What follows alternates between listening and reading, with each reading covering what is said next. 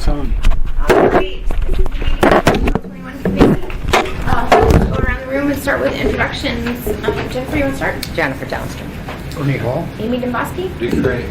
Bill Evans. Carol Wong. John Sussman. Erica McConnell? Jerry Lieber. Jody Sykes. Tim Potter.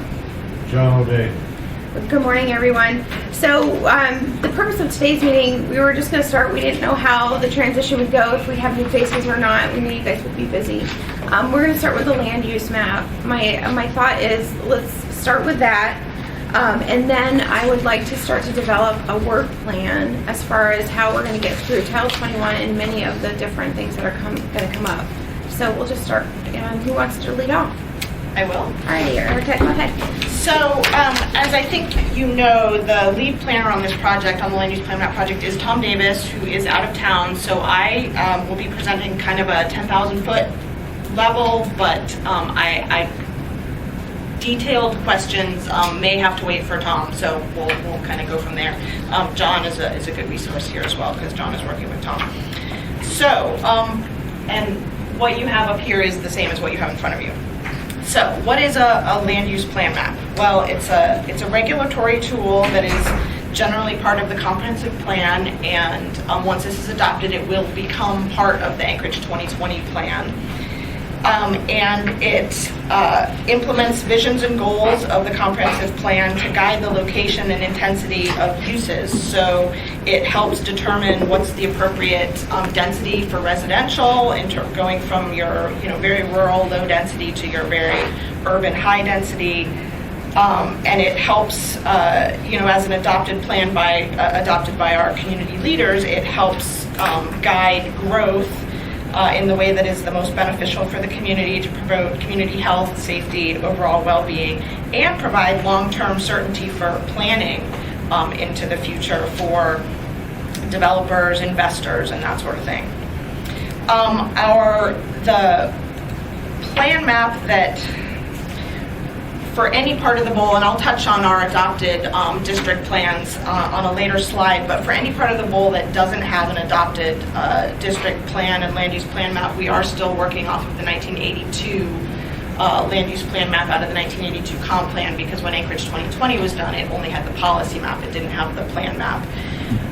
As part of the Title 21 rewrite process, we did develop a draft land use plan map, and it got to the Planning and Zoning Commission and had concept approval in 2006, but then a decision was made to put that on hold until we finished Title 21, so that's where we are now. Erica, Ernie has a question for you. Yeah. Erica, out of curiosity, how many areas do we have that do not have an adopted? You'll see it on the slide. In a couple slides, we'll have a map that'll show you exactly that. And on a later slide, I will also touch on all the changes that need to be made so we can't really just say, oh, look, our 2006 map, here we are, we're done. I mean, there's been a lot of changes since then, so we'll touch on that. Next slide, please. So Anchorage 2020 had a land use concept map, and in 2020, we were working off of ISER projections that said we were going to need almost 82,000, or we were going to have almost 82,000 additional residents by the year 2020. And this is just the bowl. This is not including the military bases or the Chugach-Eagle River area. However, between 1998 and 2014, our population grew a little over 32,000, which is only just about 40% of what was projected. So clearly, our growth has not. The projections were optimistic, so our growth has been just under 1% per year. And in order to reach that projection of almost 82,000 people by 2020, we'd need to grow 3.3% for the next 5 years, and if that's unlikely to happen. So we know that we don't have to reach what we thought we had to reach back in 2001 when the 2020 was adopted. 2020 had certain goals for our growth, and I'll just list a couple of them. The community envisioned Anchorage as a diverse and compassionate community, a northern community built in harmony with our natural resources and majestic setting, thriving, sustainable, broad-based economy supported by efficient urban infrastructure, safe and healthy place to live where daily life is enriched by a wealth of year-round recreational and educational opportunities, a caring and responsive government that is accessible and equitable for all its citizens, and an active learning community with abundant cultural amenities. So these are some of the goals that we're trying to achieve in many ways, but through the land use plan map as well. And just for the record, I just want to say good morning, Mr. Peterson. Good morning. And good morning, Theed. I saw you sneak in there. All right. So how does where does the comp plan, the land use plan map, and the zoning map kind of fit together? It kind of goes from big picture down to the most detailed picture. So the comp plan includes the land use plan map, and the land use plan map guides the zoning map. So if the policy map's kind of your biggest, you got your kind of bubble areas, your concept areas, and then those are implemented through a more detailed land use plan map that actually does set land use areas, and then that's implemented by zoning. So for instance, the yellow colors on that land use plan map are residential, and the various shades, the yellows and browns, the various shades are the densities, and that informs what the appropriate zoning would be when you get to your zoning map. So the land use plan map is intended to be a guide looking out 20 years, so it's not like, boom, it's all going to look like this tomorrow. It's a guide for what we do going forward. And when we look at rezonings, we evaluate them for consistency with our land use plan map. And the value of the plan map depends on our willingness to follow the comprehensive plan and keep it current and relevant, or else, the 82 plan is kind of like, why are we even looking at this? Because as things have changed, we haven't updated the map, and it kind of doesn't fit with our current goals. Next slide, please. So, and then just touching again on the zoning map, in the new Title 21, there's 14 different residential zones that can implement the different residential intensities on the land use plan map, 5 different commercial zones, 3 industrial zones, and 5 other kind of specialized zones like your public lands and institutions, your PLI, your park zone, things like that. So, like I mentioned, in 2006, we had a draft map, and there's a number of things that have changed since 2006, which was 9 years ago now. We've had 58 rezones since 2006. We, of course, have adopted our new Title 21. We have 7 new adopted neighborhood or district plans, and that'll be on the next slide, with 3 more plans that are in progress. We have done finalized or almost finalized reports about residential land needs, commercial land needs, and industrial land needs. Some critical issues, particularly our affordable housing issue, has emerged in the last 10 years. And the easily developable lands are pretty much gone. We're heading into an era where there's going to be a lot more redevelopment, a lot more infill, and this requires creativity and sensitivity as to how new development that is redeveloped or that is in these infill areas fit in with existing infrastructure. Next slide, please. So this shows where we have adopted neighborhood and district plans in the Anchorage Bold. So you'll see, we have our West Anchorage plan area here. We have East Anchorage up there. UMed is, we have an adopted plan, but we're working on an update that's, I think, almost done. We have our Hillside District plan.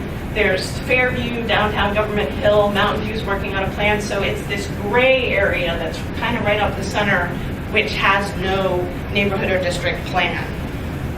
So in general, the land use plan map will take the land use plan maps that are in those neighborhood and district plans and just kind of bring those forward. There might be some minor adjustments, but generally it will bring those forward. And so the focus of what will be kind of new is in this gray area in the center. The plans that, where areas of the bowl have been planned for represent the investment of hundreds of hours of stakeholder and staff time and resources, lots and lots of community meetings and comments, and extensive data collection and analysis. Next slide. So the reports that I mentioned help us forecast what our land needs are. And one of the important things to remember about the land use plan map is it's very data-driven, trying to deal with data. I mentioned at the beginning, the ISER projections back in 2001, thought we were going to need room for almost 82,000 new people. Of course, that was optimistic, but we still haven't been building the residential development needed for the growth that we have had. So we've learned through our residential analysis, the housing market analysis that was finalized in 2012, the commercial lands assessment that was also finalized in 2012, and the industrial lands assessment that's kind of being finalized right now, that we're a little deficient in everything. Our multifamily land capacity, we only have about 50% of the land capacity that we need for projected multifamily development needs. For urban single family, this is your smaller lot single family, we are deficient by about 40% for our projected needs. Our commercial areas, the report identified deficiencies in the Midtown and the downtown, the Midtown and the Diamond areas. And the industrial lands, they're still finalizing a couple things, but it looks like there's an identified deficit of between 25 and 50% for our projected needs. I've got two questions. One, I can't remember the growth rate in the 2012 analysis of the housing market. What was our population growth rate for that one? Remember? I think we've been aware that our growth rate's been about 1% or just under 1% So at that point, for a while. 2012, we were I think at it's that a lot more point accurate. More accurate, okay. The industrial lands, that's a pretty broad 25 to 50% deficit, and I know that the latest industrial lands we took our first one was kind of a pot shot, and so now we've included Euclidna lands and others. Is it editorializing whether it's 25 to 50%? Are we just coming up with a policy question there, or is it data? I believe it is kind of a policy question of what are we going to prioritize, and that if we're going to say, okay, some industries we're not going to prioritize here in the bowl, we're going to let them go to the valley, let them go somewhere else. Okay, so it's a policy versus, because that's a pretty broad. Right, and those, so John Fessel with staff working with Tom Davis on that project, and we have the consultant coming in, I believe it's August, to give you a briefing on the traded sectors piece, which is identifying the most important industrial sectors into the economy of Anchorage and where possibly those might best be located, and then putting the final touches on the numbers that inform that, along with a menu, if you will, of policy options for the Assembly to look at. But Dick, then Bill, Just a then quick question, 82,000 projection, we only hit, what, 42,000? 32. 32? So for like 40%. Was that absorbed by the valley or just, My understanding, and I'm not positive, but that just the growth didn't happen The the state way they growth projected. didn't. Yeah, to overall. So it's not like all that growth happened, but it went somewhere else. It just didn't happen. thank you. I think a lot of those figures were tracking on a gas line having been built by now. So I think, that's where your population didn't. Well, ICER's projections were a little over, and They were- they're a little optimistic. Right, but I think they also thought that we would be having some major construction, and so. And they factored in those projects. Yeah, and they that didn't happen. Bill. Yeah, it's sort of touching on the same thing, and I don't mean to be a doomsayer, but I think even the 2012 analysis, as far as our projected growth, should be taken with a very big grain of salt. As everybody's pretty aware, we stand as a state on a bit of a precarious precipice that could easily, without any kind of exaggeration, go very badly for us, and we could experience, actually, I think there's at least a possibility of experiencing substantial decrease in population over the next 10 years. And I just say that because I don't know how you can plan for that, although I think it's as much a possibility as growth at this point. And my big concern is that with our focus on the density that we have, that we're trying to, Mr. Potter's presentation the other day about how we lose opportunities for density if we don't do it now is kind of looking ahead that we're going to really need this space. The worst thing that could possibly happen to us as a city is to overbuild.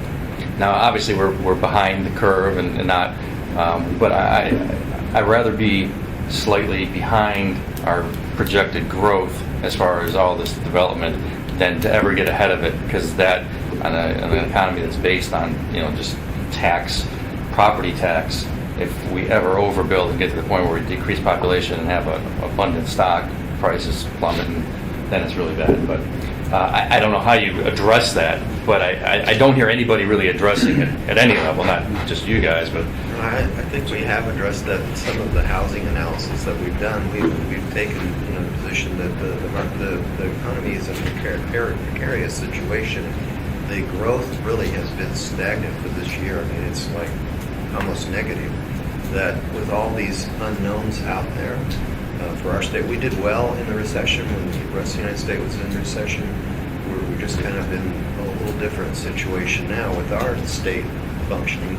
That if something similar to the 80s does happen, prices will plummet, properties will devalue up to 50%, just as they did in the 80s for residential, and then it will have to slowly come back over time. But these analysis we're looking at, we're not going to overly project on our population increases over the year. It's probably going to go somewhere between 0.5% and 1% of growth.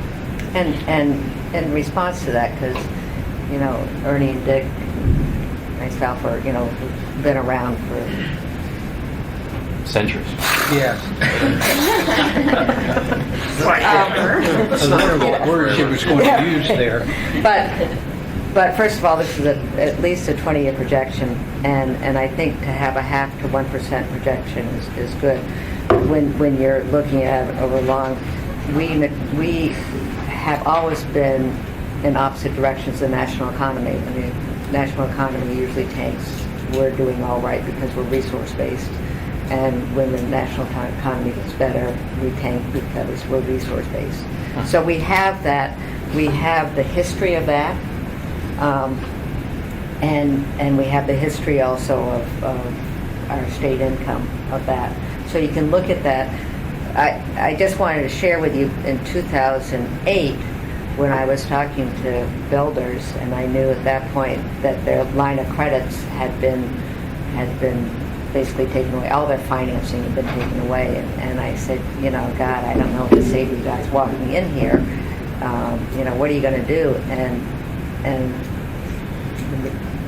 there was a small group, but they said, this is an opportunity, because what we have when we have overbuilding or when we have the sky is falling and we have to, develop rapidly, we bring in the bad builders. Now we have time to do it right and to weed out the bad elements. So, we have to kind of keep all of that in mind when you're looking at a land use map. It's like the comprehensive plan. It's a 20-year or 10-year issue. So I think a 0.5% to 1%, even if a mega gas pipeline goes, is being somewhat. Arnie, is that in response to Jennifer's? Yeah. Okay, go ahead. All well and good, but I think, and everybody uses the analogy of the 80s, and I think that's just misplaced because it's not. It's different. It's completely different because the biggest problem you face here, and the biggest threat, the black swan, so to speak, that we face is, and it's almost mathematical, is the decline in production still. You're running out of oil. It doesn't matter, and if you do, and you will, it doesn't matter if you get a gas pipeline. That's not going to do anything for you. And we just, we have this Alaskan tendency to keep our head in the clouds about that something will come along, we'll open up Anwar, we'll find more oil. But, when you're projecting out, I think you got to use the facts in front of you, and that pipeline might get shut down in 10 years. It's a new economy, and hopefully a more mature economy. And that being said, then we're tracking on a much more mature basis that's similar. We can look at, it's So everything you say is correct. I mean, I agree with you. Always.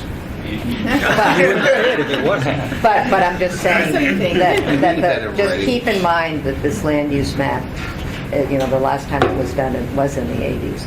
And so having, and I think the projection of a 0.5% to 1%, that's why I was asking about the 2012, because I forgot about that. And it's just a tool.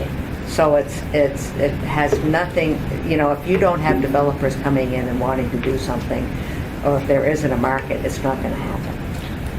All One right. last time, Okay. One last one, Mr. And just Evans. on that it's just a tool, my concern is, like, we're trying, I go back to Mr. Potter, there is certainly a sense that I was given in our last meeting on the Title 21 issue of an urgency almost to maximize density in these areas because of this projected growth that I think we're still operating on meeting. So I think it is more than just a projection. We're taking actually concrete steps that I think may not be necessarily in our best interest. But I think last night even, I'm not sure, that cramming 37 units into the place instead of 17 was actually necessary.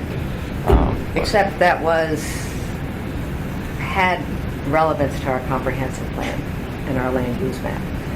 Which is based on higher projected future. Exactly, but it's Bill, just to respond to you, I want to make sure that comment that was just made about the reality of the comp plan and where we're trying to go.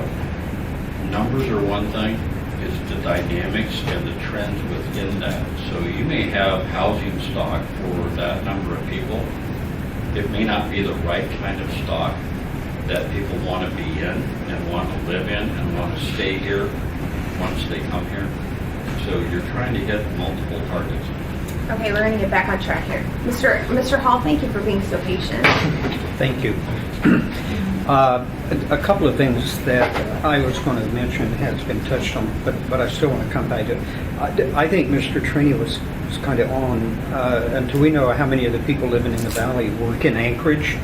I think a lot of our growth went to the valley just because of the fact that we didn't have the housing here to accommodate them and the cost of that housing. So, that 1.5% we're missing very well could be that they migrated to the valley in order to do that. They did. The valley growth rate was higher than the Anchorage's growth rate. There's no question about it. It was 2.5, or I think it was about 2.5%. And in the state's July edition of the Labor magazine, they said that 30% of the folks in the valley do commute into Anchorage for jobs. Right. Yeah. But I'm just saying, people, Anchorage is the hub of the state. I mean, we are. And if we, by not doing what we need to do, we allow that to lead elsewhere, that stimulates our economy with them being out there. But I'm just saying, I think there's a real reality that 1% or whatever it is very well could have ended up in the valley because of that. And we are going to take a hit. When you lose 2,600 troops at J-Bear, and they said that's 6,000 jobs because of all the civilians that support them, you bet we're going to take a hit. It's going to be negative growth unless they come up with a way to save that. And I'm not real sure that they will. I'm sure that our elected national officials are going to work really hard to try to do that. But 6,000 jobs is a big deal. And as far as the gas pipeline is concerned, I've always had a concern about that. Everybody is so excited when you just get that gas pipeline started. It's going to cost this state a fortune to build that pipeline. When we built TAPS, everybody working on that paid an income tax into the state treasury. The state is not going to realize any generation into the state treasury off of this project unless something changes. Still be an income tax, man.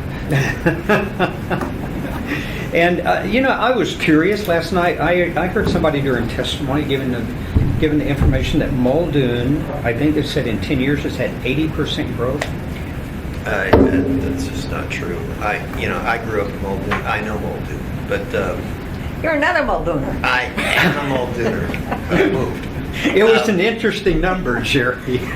You know what Wachowski and others were saying is that the densities in the comp plan for that particular area had projected numbers. those numbers really just correlated to the underlying zoning districts of their capacity of capability of units. It wasn't any additional units, the density that was thrown in. All the sectors, the Northeast, the Northwest, that looked at the underlying zoning, what is the capacity? So now we're fine-tuning that with this new land use plan map. Those densities are pretty much going to stay the same because those zoning districts are pretty much been there for quite a long time.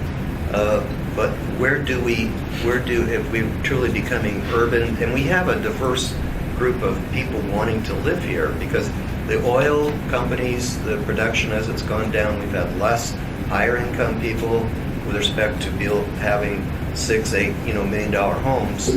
That we have we have a lot of community that two working families in the retail that can't find housing.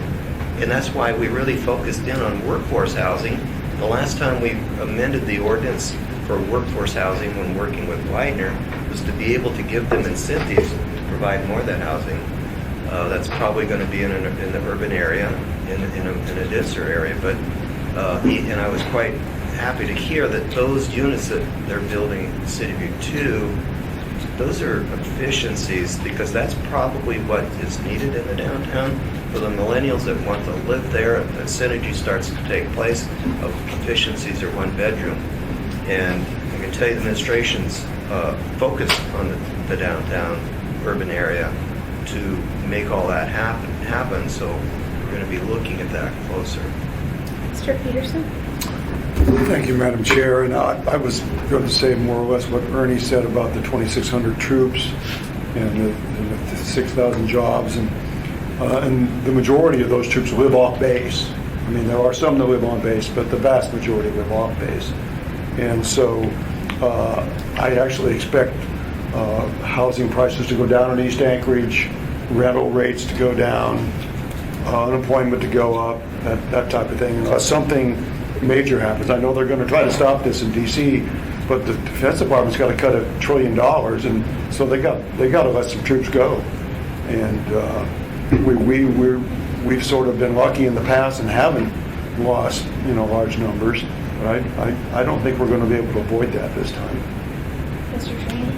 I think this cutback's going to affect not just us, but the Mansfield Valley too.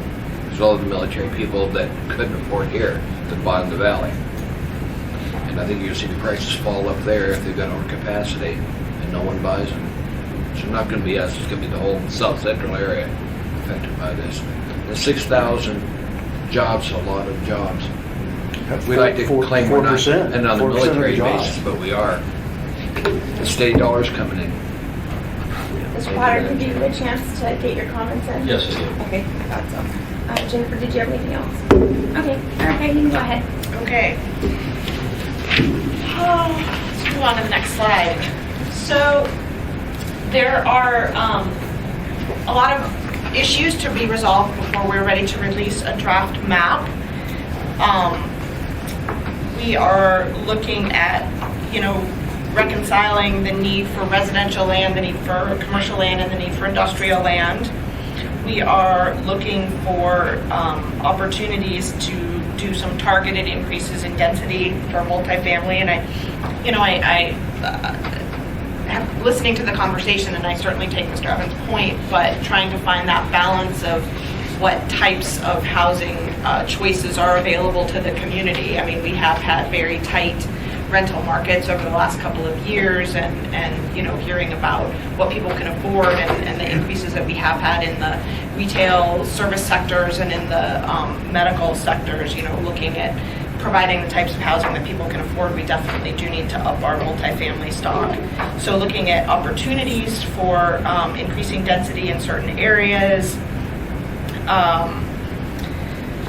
There's, let's see here, finishing the planning, the neighborhood and district plans are working, that are in progress, like the UMed area, looking more closely at the areas that have no adopted plans, working with the Public Transportation Department on transit supportive corridor locations, areas where you can increase the density along transit corridors, which will allow increased transit use. looking at appropriate mixed-use locations, town center locations, and continuing consultations with the community, consulting with community councils, with public agencies, and the development community, and then of course, review and more public outreach. There's looking at issues to be resolved on depicting properties that are under discussion as part of the airport land trade, and how to depict new major highway connections like the Seward Glen connection and the Knickerham crossing. Mr. Evans? Yeah, it's, you indicated it's going to be a while before, and are all these issues need to be resolved before you roll out the land use map, or are these things that are part of a process? I'm just trying to get a sense on the time span we're talking. Well, John, can you go to the next slide? Yeah. So this is kind of what we're looking at going forward, that we're right here, and we're trying to resolve a lot of those issues and do those consultations in preparation for getting the public hearing draft map out later this year. So there's a lot of these consultations have happened. There's more planned and scheduled. So we are looking at wrapping those up in the fall and having a draft map out in the next couple of months. And then of course after that it'll go to the commission, and then it'll come to you, and you guys will adopt it. We're hoping that we can get it to the assembly late this fall, probably November, and then we'll have, the code will go into effect the first year, the plan map will be there, and hopefully we've worked through all these development issues with respect to multifamily, and we can move on to other issues. Mr. Evans, then Mr. Hall, and Mr. Trainee. I'm sorry for all the questions, but and I'm just trying to get my head around the cart and the horse issue, because I've heard people say that this land use map should have been earlier in the process before we got into the details of Tuttlewin and all that. I guess I'd like to know what your opinion is on the cart and the horse on that issue, and also last time this was done with the 82 map or whenever, do we know where in the process the land use map came out with respect to this whole process? In 82, it was part of the comp plan. Yeah, it was part of the comp plan. So it came out with the comp plan? Yeah, it came out with the comp plan, and of course I wasn't here. And none of the zoning districts were proposed to be changed. They pretty much stayed as they were when the city and the borough merged together. What I think probably there were a lot of new zoning districts proposed. There were some additional area plans for neighborhoods that were proposed that I think the thought was, well, let's see what happens in the neighborhoods before we develop the overall plan. And that's what we've done for the most part, so except for that middle corridor, which is basically your midtown, high-intensity, commercial, multifamily. We did have a draft plan for the midtown, which got sidetracked because of all the Title 21 stuff. And we still have that plan that we could roll out to refresh and finalize, because it had a lot of good concepts. But the point is, I think we have, and the staff have been crunching the numbers with respect to the population, zoning districts, the existing housing inventory, the aging of that inventory, to make sure that we have sufficient capacity in the vault to meet the housing projections and the population projections. So I'm very comfortable with the numbers that they've come up with, that we have probably more than sufficient capacity for any kind of growth. And obviously, if we don't have any growth, we're going to be good. But it's kind of finalizing all these things that are happening simultaneously. And we would like to have had this map out earlier. We put a full court press on it in the last 30 days. And we'll continue to do that for the next 30 days and roll it out. I've gotten some feedback from the community. They're upset that we're rolling it out in the summer, that they say the councils aren't meeting. I said we'll do whatever we need to do to meet with the public. Obviously it's going to be a public process in front of the commission and the assembly. And staff has already started meeting with some of the community councils, at least 5 or 6 of them. So we might have to do a special outreach of some sort with the community councils to get the buy-in there. But And just real briefly, thank you for indulging me, but and I guess I really want to know is just generally as planners in looking at this whole process, is it ideal or most appropriate to have the land use plan map be part or be adopted with a comprehensive plan when you do it? I mean, it seems like that makes sense to me, that even before you adopt the comprehensive plan, it includes a land use plan map with it.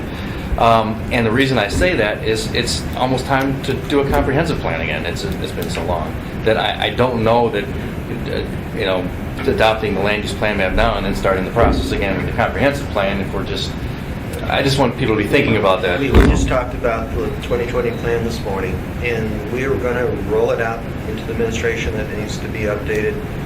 The majority of the 2020 is going to stay in place. A lot of the concepts that are there are still valid. The policies and objectives are still valid. What we'll do is update the conferencing plan with respect to what's happened since it was adopted, and any other changes that we think probably should take place there. But for 2020, the update to the plan, it's not going to be a substantial revision. But I think most other communities, when they do their conferencing plan, their zoning districts are in place, and they sometimes put other different kinds of layers on there other than neighborhood plans. They'll put overlay districts and those kinds of things. They do typically go part and parcel, and I think it won't affect the update to the 2020 plan because we're looking at the 2020 plan and developing a lot of the concepts that we're putting in the land use plan map. So is there an absolute way that you have to do it? I don't think so. Mr. Hall? Yeah, you've asked a really interesting question. We've always had an issue with scope and sequence.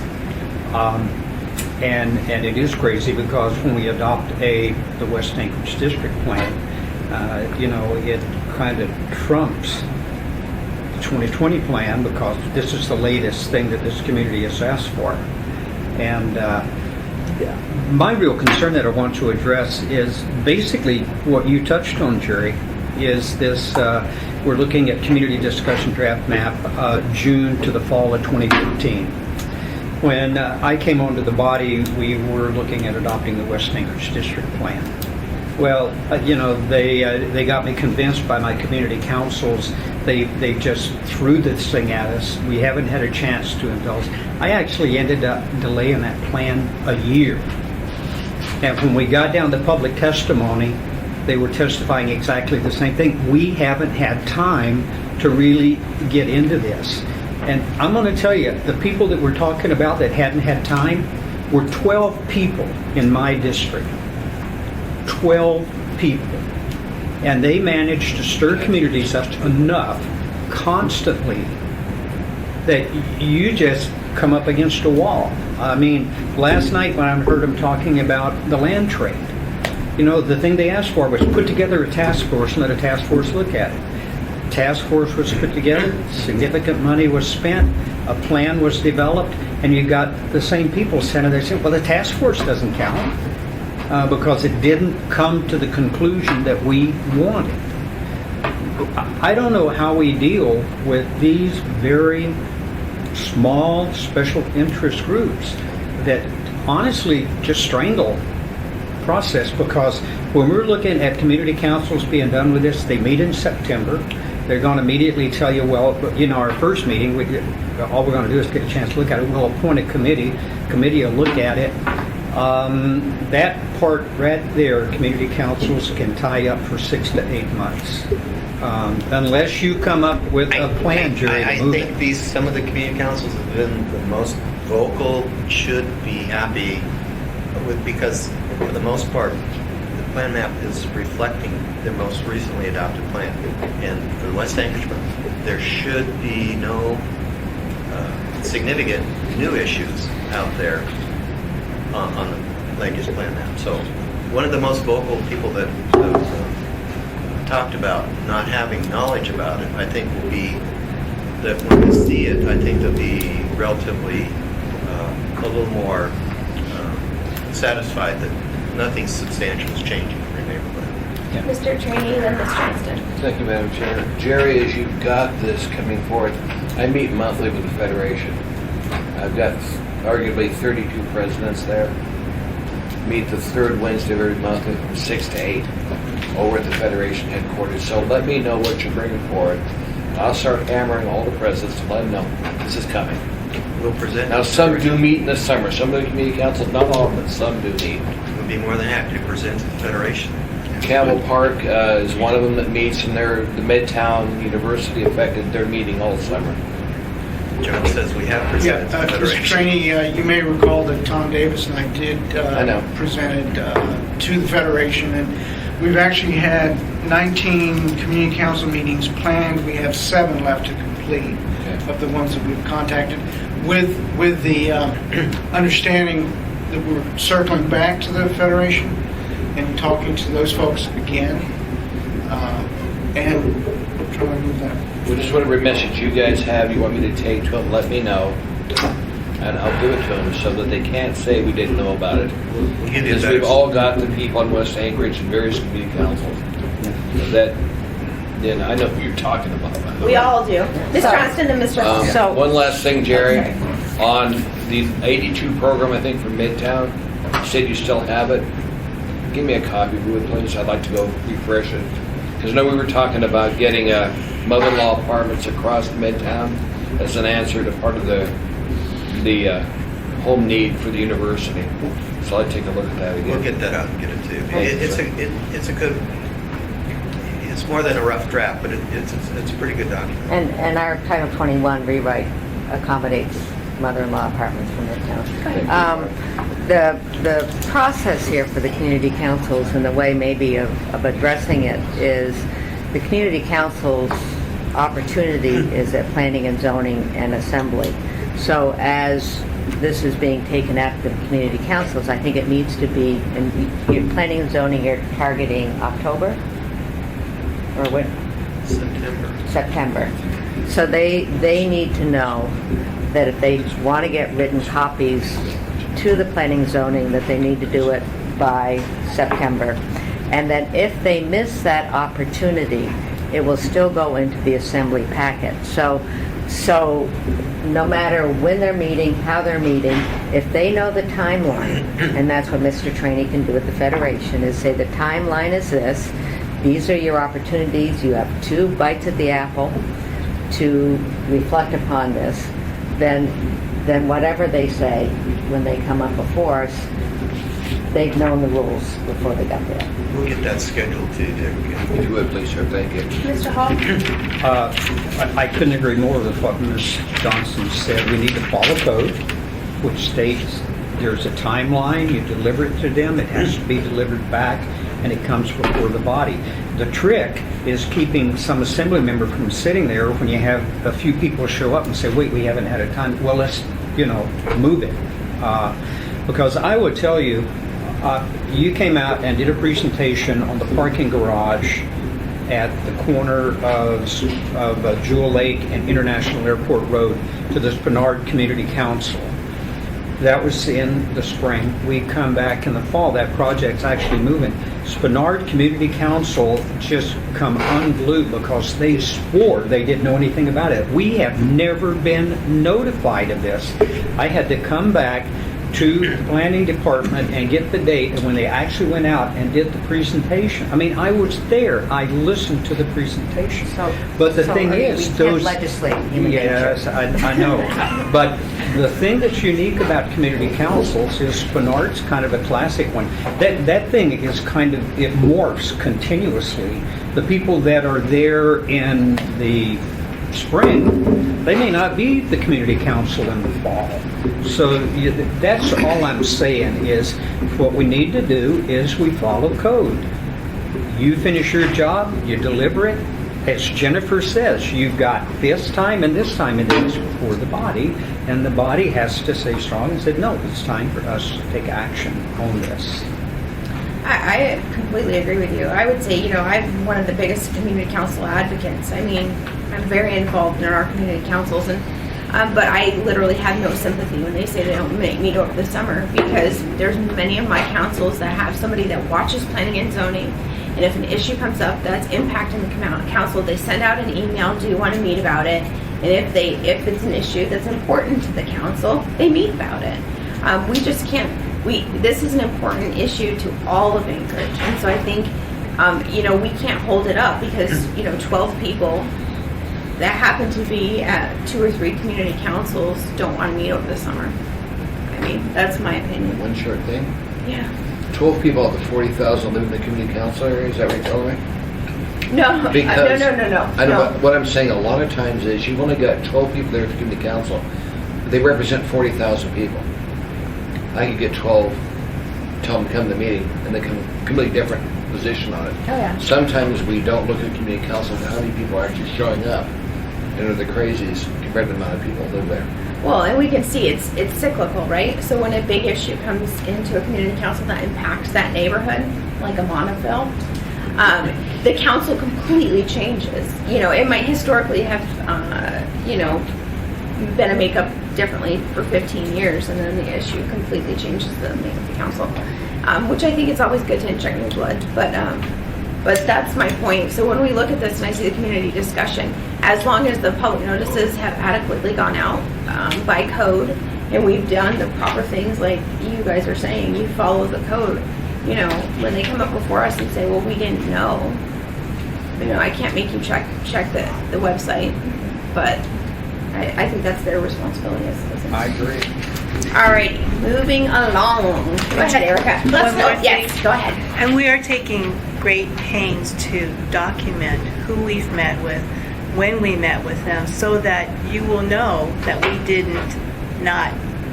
we missed certain groups. And so when they come before you and say, we never heard about this, you can look on that list. Well, you know, just following up on that, for assembly members, you know, I can say, because I sat, I think it was with Erica, I sat when we talked about public notice disclosure requirements, and it's something that I want to go back with, because we're hearing from specifically the people out near the potential Montville, that was years ago, or last year, they were saying, well, we didn't get notice, but I could go right to the planning department, and they had a list. They're like, okay, we mailed to this person. They literally keep track. That's one incredible tool, because sometimes the loudest, most vocal people, you can go to the list and right there's their name, right there's their address, this is when they sent it. So I think it's always helpful to do that. We had a file this thick from Chugach Access Plan. Oh, I have no.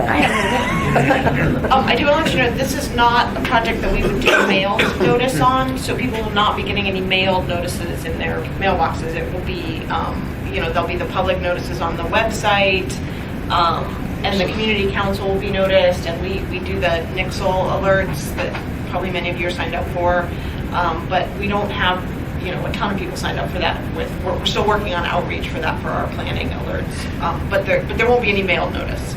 Okay. So this is the end of our PowerPoint. So. Oh, wow. Jennifer, did you have something else?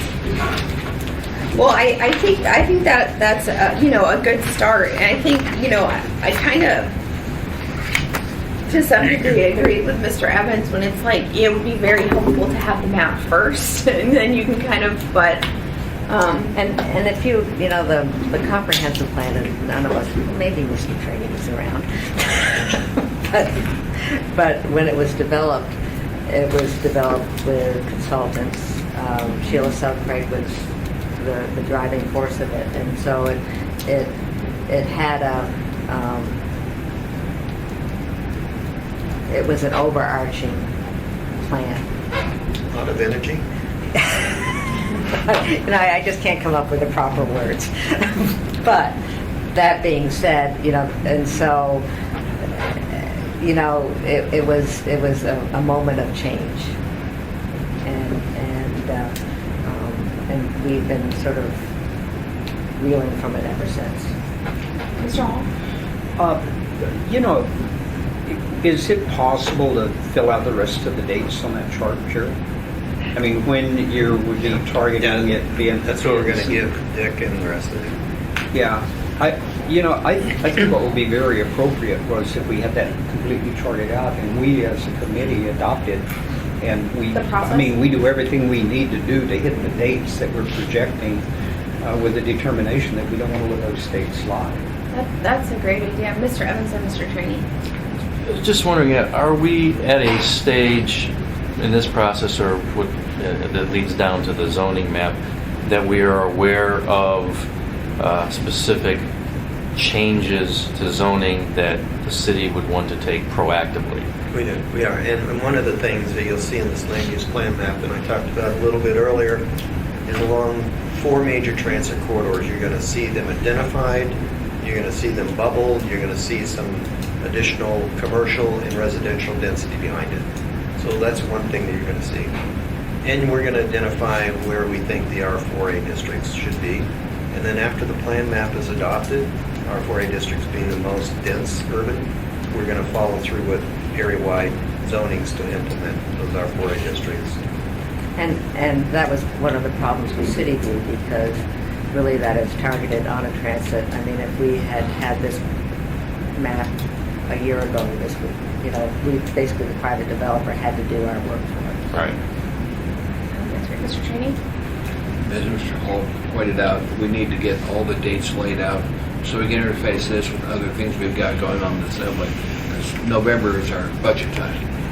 I want to make sure we've got adequate time. If we have to call more assembly meetings, then we added a couple more assembly meetings to the configuration. We'll put some dates together. Thank you, sir. Okay, Mr. Hall? Out of curiosity, and this question came from early in your presentation, I just remembered. Industrial land, 250 acres, marijuana. I have no idea. I don't think anybody's got any impact on what that may do to what we've got in industrial acres. I mean, you go to Colorado, and man, the marijuana industry came in and bought up everything that was available, and I'm just curious what we're anticipating or you're anticipating. Yeah, I can help address that question, because we did, after your questions on that stuff, Tim Bosky, we asked the consultant to go back and check, and he did. He based on the information that he could find, there will be some impact here in Anchorage on particularly on the warehouse space. It's going to be much smaller, much lower impact than what Denver experienced. But there is a text in the report that you will be getting that addresses that very question that you're asking about, Ernie, with some numbers and estimates. I also think it's what the state sets as their plant limit is going to have a big impact, because if they set a big plant limit and allow basically individuals to be We have a Miracle in every home. Right, to be producing enough to sell to these brokers who will be middlemen between home grow and retail sales, that I think is going to have an impact on people's ability to put together real commercial grow operations. So, in my opinion, and from the research I've done, looking at the per plant, how much marijuana you can get per plant, and if you're looking at a 28 plant limit, that's 11 pounds of marijuana in a year, which is a lot more than people use. I think the thing that'll be interesting on that, Erica, of course, is if the state adopts that, we have the ability to make ours more stringent. And I would think you would have a real serious conversation, or I hope we would, about homes having the ability to have So I think that kind of grow operation. Boulder has if you have more than 6 plants, you need a commercial license. That was something that Boulder did. So will need to be part of the discussion. Mr. Peterson? Thank you, Madam Chair. And I actually am hoping that we don't get the same type of industrial grows that they have in Colorado, because I really don't want to use up all what remaining industrial lands we have left, because we're actually under capacity for what we're going to need in the future. I actually think the best scenario is to create both boutique grower's license where people who've been growing in their basement or spare bedroom for 20 or 30 or 40 years can get a license to grow 50 or 75 plants or whatever it is, instead of using up all of our industrial lands for gigantic warehouses.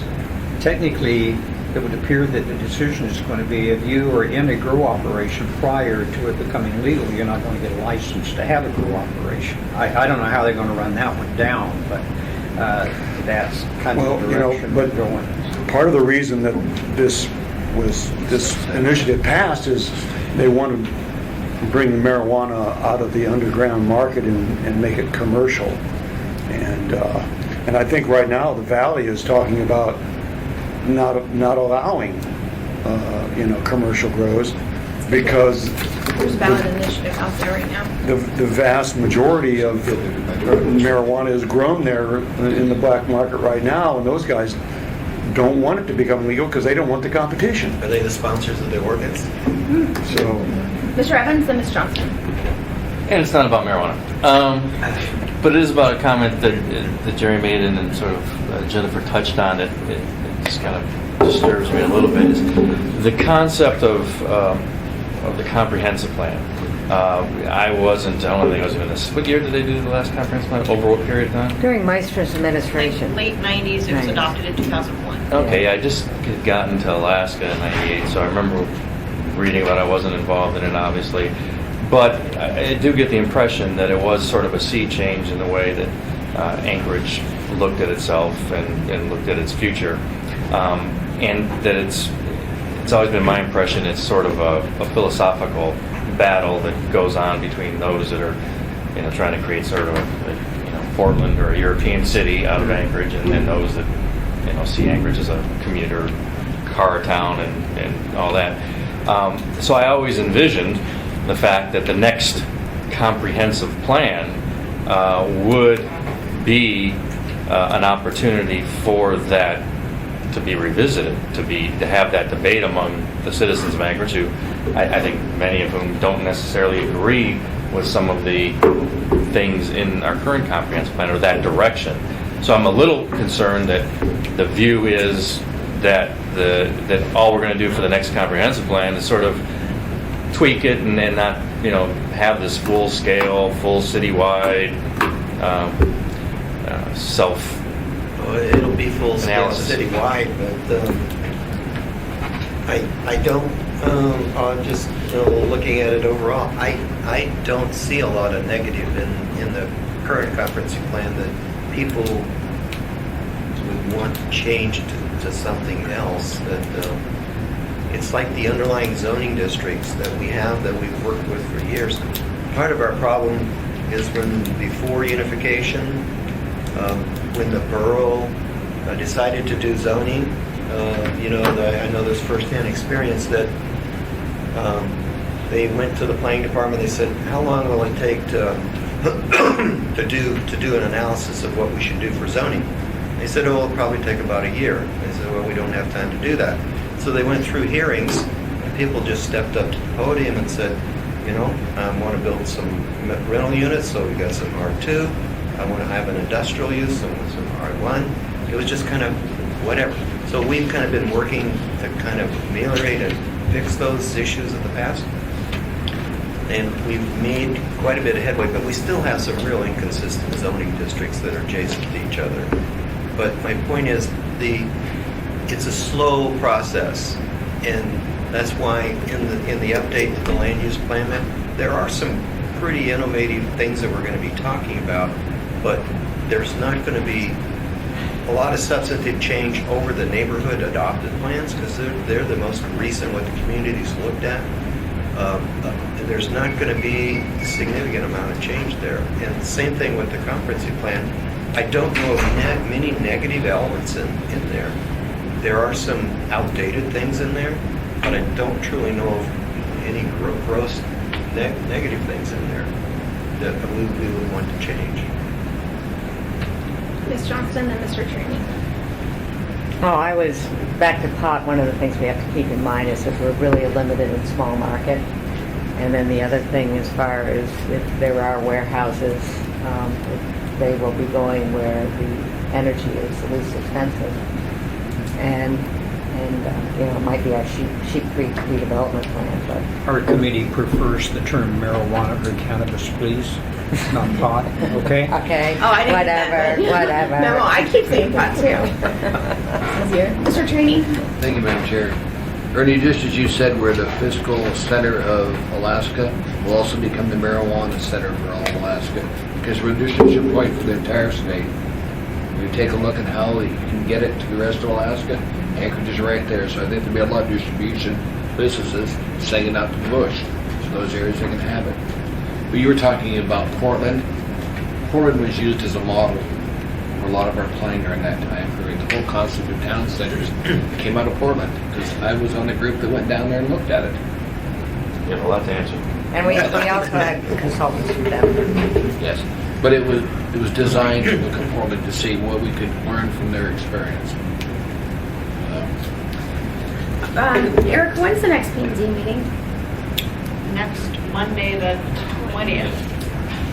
Monday, so this is this coming Monday? Yes. Perfect. So, the chairman has signed off on it. We're gonna have 2 ex officio members from the Planning and Zoning Commission appointed to this Title 21 committee. And also, we're gonna work with the clerk's office, similar to how the towing ordinance and all these other ordinances have kind of gone through a process to revise. We're gonna gear up for a robust Accelerated. an efficient, let's say it that way, an efficient way to deal with Title 21 to make sure we don't get stuck in this quagmire of, somebody comes to talk to us about storage and 8 months later we still haven't quite gotten there. So those are processes that we're going to work through. Barbara's out until Tuesday. Next week.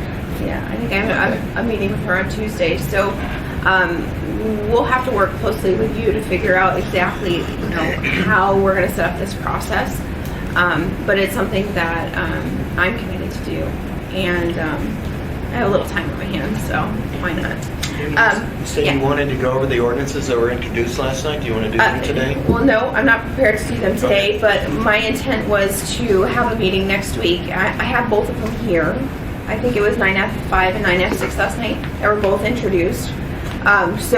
This is something I haven't even had time to read them completely yet, so I need time to process them before we go over those. So first things first, before we set our next meeting, I was hoping to do it next Wednesday, but just put that in the back of your mind. The first thing we need to do is have an idea of when we might be able to have a timeline prepared that this committee can adopt for the land use map. Carol, I don't know, Tom's back next week, I guess. Yeah, Tom is back next Monday, so that conversation can't happen until for us on Monday anyways. Perfect. Okay. And then the other thing we need to start discussing is, our work plan to deal with Title 21. It seems like we're doing a lot of piecemealing, but if we had a comprehensive strategy in order to deal with the issues in Title 21, just for sake, I pulled up the last letter that I had, and I don't think this is the most current one, but the last letter I had from BOMA that was pointing out some of the issues that they thought should be addressed within Title 21. I think there's a more current one. This is from January 2013. Do you know, Erica? Yeah, that was... This is because there's one we got in 2014. No, what we got, I don't think we got one directly from BOMA, since that was back when we were... Well, this was during the revamp. Addressing, and I think... BOMA, so it's a Building Owners and Managers Right. Association. But, Sean worked with our committee this winter, and that was the Right. latest, but BOMA, I don't think has done any since. So I had thought I had seen one. I had asked, Barbara was gonna look into it for me to see if there was a more current one. One of the drivers in BOMA was an architect who was since deceased, so that's another reason that we might not have it. Okay. So that's why I was trying to put my feelers out to who has raised issues within Title 21. What are those issues? Where do those issues overlap with maybe issues that the planning department has identified or other assembly members have identified? So I guess I'm not anticipating, adopting today a formal work plan, but I want to get assembly members and the planning department thinking about if we're going to go through this in a systematic fashion, what would be the best approach? And I'm hopeful to actually have either an adopted work plan or a very good draft next week for how to deal with that. And does anybody have any ideas they want to throw out now, or do you want to chew on that for a couple of days? I think, to be honest with you, because this last winter spoke to a number of developers and to some commercial developers, and there are issues out there, and I've talked to a number of architects, and there are multiple issues, but some of them are code related, some of them are permitting related, and I've said this time and time again that one aspect of all of this, once we get the RFP and it digitalized, you have an opportunity, a really great opportunity then, because it is transparent on what people are dealing with, whether it's code or personnel. So when you get into specifics, and I do ask people, and you need to ask people, you have to, there's, as I say, there's a number of commercial architects that you could talk to, engineers. There are multiple of issues, but when you go to a specific code, besides the fact that the code is very wordy, and it is, I mean, anything done by committee is usually a disaster before you even sit down. Specifics, I think the high-density residential has been the most aggressive as far as pointing out absolute changes. The other ones have been a little bit more. So but if you wanted to set up a work plan and start getting discussion, go to Beaumont and say, present your issues, or go to your architect, the AIA group, and just start doing community outreach. But you're not, I don't think any of us, except for a lot of personal grumbling, have had a huge something you could specifically address at this point. Oh, so I have a laundry list of things that I want to personally address. Accessory buildings. We had that discussion last year. Because I ran into it about 5 different times. Yeah, and I think there are multiple issues that I know of that have been pointing out to me. So I guess maybe what I'll start doing then, because to me, doing nothing's not an option. No. And so I hear what you're saying, and I've gone to a lot of these groups, and they've. So the laundry list tends to be, and I'm sorry, but a lot of times it tends to be piecemeal because it's a reactor. Well, that's exactly my point, and that's why I was asking for. Yes, Mr. Evans and Mr. Peterson. Thanks. Since you asked, I had, last night I had this just breathtakingly eloquent speech all set to go on Title 21, and then already postponed this thing. That's why I was upset. I wanted to give him a damn speech, but part of the thing I think that should happen, and I was going to recommend, is that I think it's time to really end the Title 21 committee. Not because these issues are going away or not anymore, but I think it should be at least renamed, because I think the issues need to be looked at much more holistically, word I hate, because it is a lot of the process from permitting, inspections, and all that. I mean, the committee should be devoted to, it should be the development committee or the building up, because it also takes into account, the tax credits and all those issues, I think should come under the purview of some committee.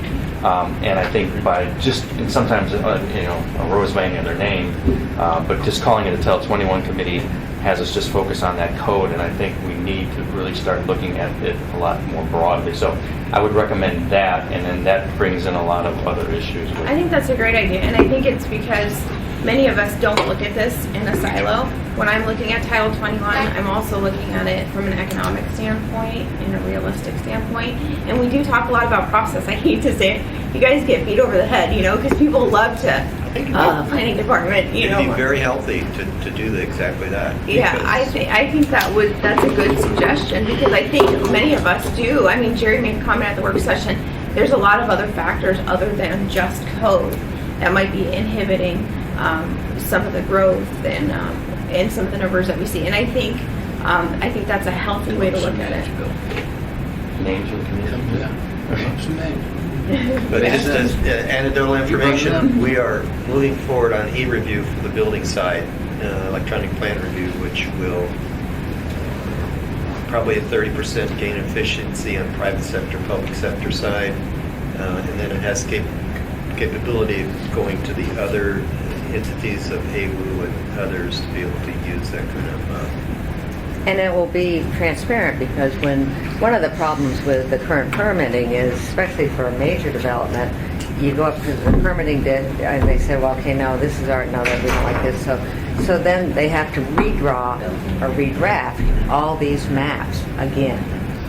And when you have it digitally, it will all be online.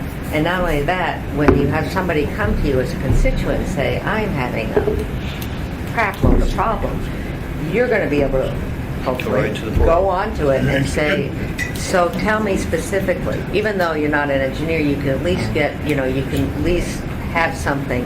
So the community dialogue, I think, is going to be changed. That's a change maker right there. And I think it's anyway, so I think we have to be, even though this is painful, this whole process has been painful and slower in molasses and pushing boulders up a hill, we have to be careful on what we're changing and how we're changing, and is it emotional or if it's actually right. Mr. Peterson and Mr. Hall. Thank you, Madam Chair. I've got a question and then I've got a comment. Question is, I remember we talked a couple of months ago about creating a project coach, a special project advocate, or whatever you would like to call it. Whatever happened to that idea? Project advisor, I think. Remember Advisor. we got that from that work and play that Ernie brought to us. Yeah. But this is all administration. We're assembly. That's right. I think you'll see that in the 2016 budget. Is that right? Yeah. Okay, good. Because I really thought that was a fantastic idea, and I hope I wasn't the only I one. think Oh, the no. new mayor's addressing it. Yeah, I mean, that's the other thing, that before we get way ahead of ourselves, we've got a new administration, and I know that Mike Abbott is very aware of a lot of issues, and has been for quite some time. So there's so much as an assembly. We're policy, and a lot of this is actual administration, and so we need to be understanding where our purview begins and ends. Yeah, and our policy is code. So I just don't, I'm not going to let my foot off the gas. I mean, they can take their time to catch up, but. Well, I mean, but I just think when we actually hear a good idea, we should make sure that everybody finds out about it, And my comment is, and I've actually seen emails and received phone calls from people who are not real crazy about the idea of having a couple people from the Planning and Zoning Committee join us on this group. They see the Planning and Zoning Commission as being leaning towards the builders, and they think if we had a couple more people on this committee from that group, then this committee will be advocating for the builders more than they would be as a neutral group. And so I'm not saying, well, I'm not telling you whether I think it's good or bad, because I don't know, they're not here yet. I'm just telling you there's people that have that perception out there. And I think it's not personality driven. I don't think it should be. What we're seeing is I've listened to many P&Z meetings, and what we're seeing is they're operating in a silo. We're operating in a silo. And when you look at the members that make up P&Z, there are multiple planners that are on that board. There are engineers. I don't know if there's an architect. No architects, and the one planner is kind of a developer planner. So, but it was a planner that used to work in the planning department. Yeah, but he now So works he's in a the planner. development community. It doesn't matter. He's a planner. So my point being, yes, and there are a couple builders, like Andre Spinelli was just appointed. So, but what we also see is those members switch out. It's a very high intense board to be on, very time consuming, so we see them switch out. But from a process standpoint, I think it's helpful to have a couple members of that committee, whoever they are, I don't care who they are, put the most rabid planner or anti-development person in this group, I don't care. But my point is, it's helpful to have differing opinions in differing bodies. That way there's a some sort of collaboration so we can get things done, because we as a body can try to do something. And then it gets there and they don't understand the context of what we're trying to do, or, you know, to me, I think it will just help the process. Well, and I just want to make sure you were That's aware a of good that, and comment. everyone is aware of that. So. Mr. Hall? Right. Actually, I've had some things to my list just because probably in saying, number one, the Jim Ferguson, chair of the P&Z, is actually going to the municipal attorney to ask if that's going to be a conflict. Yeah, I have the same question. When we were doing the airport land trade, I was on that committee till the municipal attorney said, Ernie, you really shouldn't be doing that because you're going to make the final decision on that. And if you're involved in developing the plan, then you're sitting there voting on something that you had to put together. And I think you'll find they're going to probably come back with the same thing with somebody from P&Z, because all of this stuff goes there. And if they come here and they've been influenced on a decision they're going to make prior to actually making the decision. So that'll be an interesting one to come from. Coming back to what Mr. Evans was talking about, though, I think honestly that's one of the best ideas that I've heard in a long time. And for more than one reason.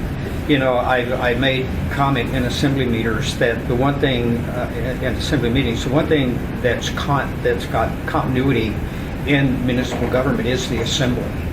In the fact that because of the way we rotate turns, we've always got some institutional memory there, and in some cases, so much institutional memory they're old enough they're forgetting what they remember. I didn't have a birthday this week. To get a committee set up like that, we need a way that, you know, that number one, when you've got people on there, you've always got that continuity going in, that there's old members and new members rotating into it. But that committee, I think, needs to be looking at a number of things. Number one, what the workload is over here. We need to be looking at making sure that in municipal budgets, we've got a rewrite of a 2020 plan that's supposed to be coming up. I guarantee you, there's nothing in a budget to address the cost of updating a 2020 plan.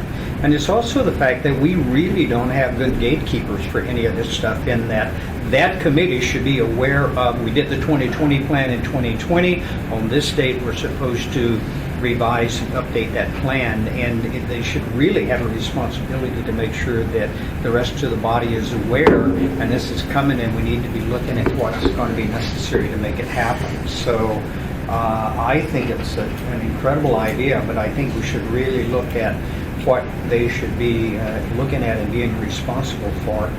And, you know, another thing I think that would be very educational for all of us is, and I come back to my time on the State Board of Education.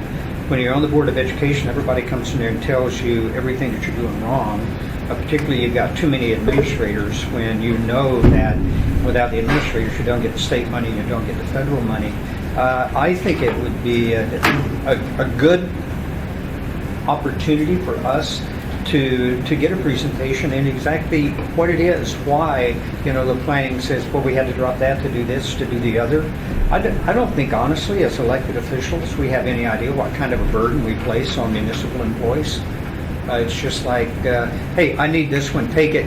No, ignore bills right now. Bills isn't important. I get mine. And believe me, when you're chair, you really find that out when you get called from an assembly member. They said, the clerk told me she wouldn't do that because she's working on something for him, and I want you to call the clerk and tell him to drop that one and do this one and take care of it. But I think that would be something that would be of extreme help to that committee, is to really get a grasp of exactly what it is the department's doing and why it takes what they need to be able to get the job done. And with that, I'm going to get done so we can end this meeting. I can go to a public safety committee meeting. Oh, you lucky duck. Okay. Have you looked at the agenda for that today? What is it about? Public safety? You want to look at it? I'll ask you. Animal control's coming back on it again. We'll talk about it later. You're not talking about alligators, are you? No, it's the amount of dogs you can have. You have a facility license, and that always eats up the discussion. Yeah. Eric? So I don't know if you had a chance to see it, but a week ago I did send you a draft ordinance that I wanted to share with the body, if that's okay. Yep. this is just maybe 10 or 15, maybe a dozen just little consequences that we didn't realize, so things that can go straight to the assembly. So I'll pass that around. If you could also, you know, the big thing that we've been hearing about for so long is the multifamily design standards. And as you know, we've done a lot of work on them. It's taken us, of course, longer than everybody would have desired. But we haven't, you know, we're trying to catch some of these other small pieces with the ordinances that you've seen coming in front of you and this sort of thing. But we're not really aware of any other really big issues. So if you are aware of those, if you could help let us know, that would be helpful, because sometimes these might be issues that have been debated extensively in the past, and we have a lot of supporting documentation that we could start preparing to advise to you, because that help, you know, with the resources we have to work on these issues. If we can just go back and say, oh yeah, we had a whole position paper, an issue paper on that issue that we did before, and then we can get that ready for you. That would really help us kind of plan for supporting this committee in the future. That sounds good. Let's do this. I know some members have other meetings to get to. You know, just to hit on it, there's a couple of issues that I know we're going to have to discuss from a policy standpoint to see if there's going to be any changes. Cell towers is one. We're going to have to talk about that. We also need to discuss robustly the design standards, the DCM. That's something that keeps coming back. So, you know, I know it has been discussed robustly, but those are things when we're thinking about a work plan. You know, obviously the land use map, we spent almost the whole morning talking about that in that process. And I think the other thing we'll have to keep tracking is a big part of that will be those 3 plans that haven't been adopted yet. So kind of getting those back on track, I would think, would be important in developing the land use map too. So those 3 plans would be UMed, Mountain View, and Spinard Corridor. Spinard Corridor. Don't you think?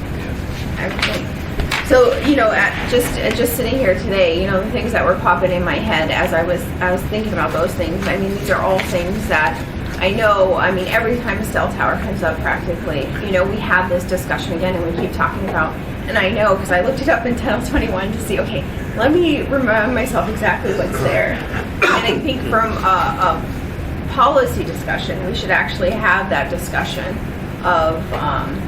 You know, placement, should they be camouflaged, should they not be camouflaged, what are our options, should they be on utility poles, you know, is it less of an impact to put something 10 feet taller on an existing pole, or is it, you know, something we don't want to do? So I think those are all conversations that we need to address in a relatively succinct fashion. Yes. Thanks, Madam Chair. Didn't I read an article in the paper that they're going to be putting up the first cell tower that looks like a birch tree or a spruce tree or It's something? down in Goodwood. It's down in Alley. I'm interested to see what that looks like, because that could be a trend, Yeah. hopefully. They actually have a photo that we should share with you. It's going in Girdwood, and the trees are so irregular there in Girdwood, up in the resort It would area. look different. It looks natural because it's out by itself, and you know, usually when you camouflage these trees, they stand up a little bit higher than the canopy. They're just pretty obvious that they're a cell tower. But we just queried American Planning Association Research Center. They've sent us a plethora of information of model ordinances. We're in the process of updating our previous update to the tower ordinance, and so we're working on that.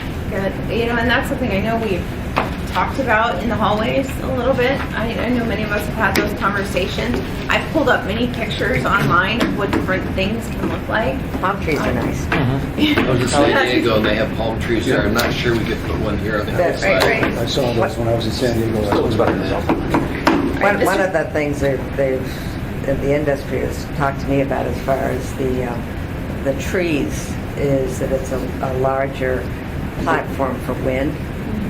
And so, you know, that's some aspect. Probably because- would work in the valley.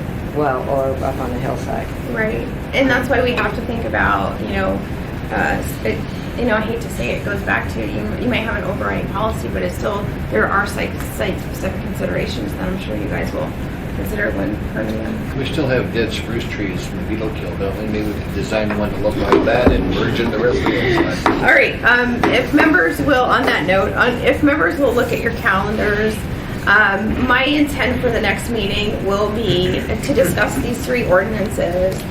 2 of them were introduced last night at last night's meeting. It was, Talking about your marijuana. no, this is AO 2015-82 and 83. One dealing with signs and the other dealing with small boat sales and walkways and other stuff.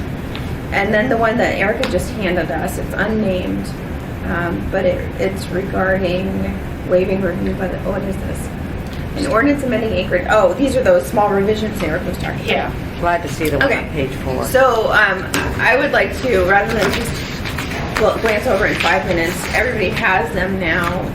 You have a week to read them.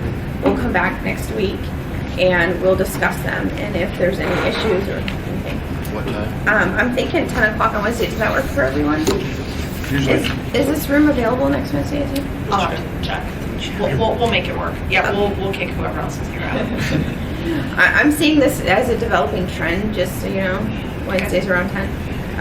So, and that'll give me time to talk to Barbara, and actually what Ernie's talking about the can PNC members be here, that's why I actually had asked the same question. We'll see. And I'll be gone till August 4th. You'll be gone to the 4th? Yeah. Okay. Who gave you the permit? Norway again? Did you give her a permit to Well, leave? Jennifer, if you could just get a chance to look at these and just, send comments. Yeah, That would be helpful, because I'd like to know. And Mr. Evans, if you could send the chair your recommendation for the new name of the committee. I actually gave him one while I was sitting here. I know, but economic development's too broad. Oh my gosh. You see, like a lawyer, you already shut it down. Why don't you just have a community development? Oh. Would they get that confused with the? Look at him, see his lawyer mind. He has to. No, I'm just saying, because that's your... I've been given the power. He has. Billable I just heard it. Suggesting names. Exactly. Don't Well, we probably need a I think committee the- on naming. The Bill Evans committee is. I think it's Or committee on committee. Kathy, please. Let's try that. I said economic and community development. Okay, with that, thank you all for coming, and we are done. 11:26. I